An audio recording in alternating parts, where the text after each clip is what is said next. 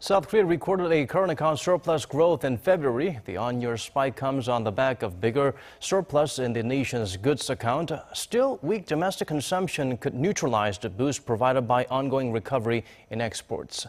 Kim Min-ji explains why this may not be the time to sit back and celebrate. Korea's current account surplus widened in February from a year ago.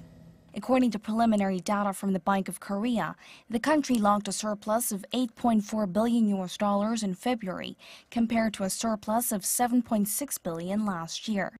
That's the highest figure in 3 months and extends the surplus streak for a 60th straight month.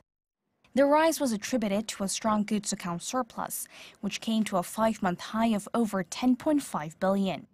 At the same time, however, the services account deficit widened to over $2.2 billion, largely driven by a rise in overseas trips. As for the overall trade figures, exports rose 23% on-year to $44.6 billion, while imports rose 20% to $34 billion. Export growth in February was the highest in over 5 years, thanks to a pickup in global oil prices and a strong chip market. Outbound shipments have been on an upward trend since last November, putting an end to nearly 2 years of decline. But there are lingering concerns that the trend could be short-lived. Although the chances aren't that high, Korea may be listed as a currency manipulator by the US. Even if it isn't, but China is, it will deal a blow to the country's exports, which are sent via China.